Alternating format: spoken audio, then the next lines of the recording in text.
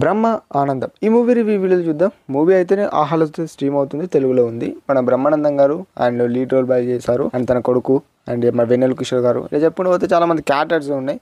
So మెయిన్గా చెప్పుకోవాలంటే film అనేది ఎలా అనిపించింది అంటే బాగుంది భయ్య. ఒక నార్మల్గా ఒక పీస్ఫుల్గా ఆ ఫీలింగ్ కనెక్ట్ అయితే కనుక మీకైతే ఒక మంచి ఫిలిం చూసామన్నట్టు అనిపిస్తుంది. ఎటువంటి అడల్ట్ కంటెంట్ లేదు, ఫ్యామిలీతో ఫ్రెండ్స్తో అలా మంచిగా కూర్చొని చిల్ అవుతూ చూడొచ్చు. అండ్ ఇక మెయిన్గా మాట్లాడుకుంటే ఫిలిం అనేది స్టోరీ ఎలా ఉంటుందని బేసిక్గా మాట్లాడుకుంటే భయ్య ఏం లేదు. ఇక్కడ మన మూర్తి అనే మన బ్రహ్మానందం గారి క్యారెక్టర్ అండ్ ఇక్కడ బ్రహ్మ ఆనందం అనే క్యారెక్టర్ మన తన కొడుకుదని చెప్పొచ్చు. అంటే మన్మడు ఫిలింలో తనేమో చాలా డేస్ ఓల్డ్ ఏజ్లో ఉంటాడు. అనుకోకుండా మన్మడు వెళ్ళి కలుస్తాడు. కలిసిన తర్వాత తనకు ఒక అవసరం అయితే ఉంటుంది, లైక్ 6 లక్షలు అవసరం అయితే ఉంటుంది. మరి మన బ్రహ్మానందం గారు ఇస్తానంటాడు, మరి ఇచ్చిండా లేదా 6 లక్షలు? తినకు అంత అవసరం ఏంది ఆ 6 లక్షలతోటి? మరి తిన వర్క్ ఏంది, క్యారెక్టర్ ఏంటిది అనేది మీరు ఎంటర్గా ఫిలిం చూసి తెలుసుకోండి. అర్థమైందా స్టోరీ? అర్థమై ఉంటుంది. సో ఇలా అయితే ఉంటుంది. ఇక వెన్నెల కిషోర్ గారు ఫ్రెండ్ క్యారెక్టర్లో నటించారు. తన నేమ్ వచ్చేసరికి గిరి. మూవీలో ఏదైనా ఫన్ పార్ట్ ఏమైనా ఉందా అంటే మన వెన్నెల కిషోర్ గారి యాక్టింగ్ అనియచ్చు, ఆ వే ఆఫ్ టైమింగ్ అనియచ్చు, అలా ఉంటుంది. అండ్ హీరో టైమింగ్ కూడా కామెడీ ఓకే అనిపిస్తుంది భయ్య.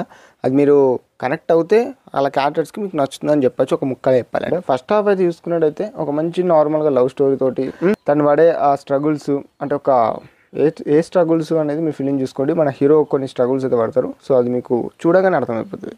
సో తను పడే స్ట్రగుల్స్ కానివచ్చు అవన్నీ చూపెడతా ఉంటారు. అక్కడ మన బ్రహ్మానందంగా ఇంట్రడ్యూస్ చేస్తారు ఆ ఓల్డ్ ఏజ్ హోమ్లో. సో అలా ఇంట్రడ్యూస్ చేసిన తర్వాత కొంచెం మూవీ అనేది అదే కొంచెం కనెక్ట్ అవుతుంది. ఈ ఇంటర్వ్యూ చూసుకుంటే ఒక ట్విస్ట్, మరీ అంత పెద్ద ట్విస్ట్ కాకపోయినా మన ఈ ఫీలింగ్ తగ్గట్టు ఒక ట్విస్ట్ అయితే ఉంటుంది, ఓకే అనిపిస్తుంది.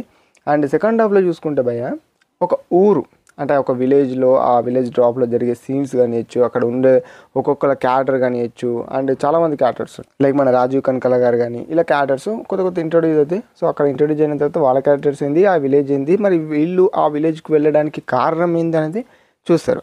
అండ్ ఫిలిం అంతా కనెక్ట్ అవుతుంది. సెకండ్ హాఫ్ కూడా నచ్చింది అనే సిచ్యువేషన్కి మీరు అలా అనిపిస్తే మీకు క్లైమాక్స్ కూడా కనెక్ట్ అవుతుంది. ఆ ఎమోషనల్ పార్ట్ కానివచ్చు అలా కనెక్ట్ అవుతుంది. ఇక క్లైమాక్స్లో ఏం జరిగిందని ఫిలిం చూసి తెలుసుకోండి.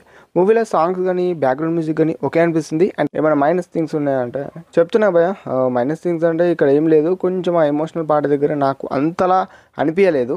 ఓకే అప్పటి నుంచి హీరో అలా ఉండి ఇక్కడ లాస్ట్లో ఇలా చేంజ్ అవ్వడం అనేది అది సమ్వాట్ నాకు వేరేట్ అనిపించింది. అంతకుమించి ఏమీ లేదు. సో అదే అంతకుమించి ఏం లేదు. ఫిలిం అయితే కొంచెం చూసే విధంగా ఉంటుంది. మన బ్రహ్మానందం గారి కోసం అయితే ఫిలిం చూడొచ్చు అని చెప్పొచ్చు. And that's it about the Brahma Anandam అనే మూవీ రివ్యూ. వీడియో నచ్చితే సపోర్ట్ చేయండి.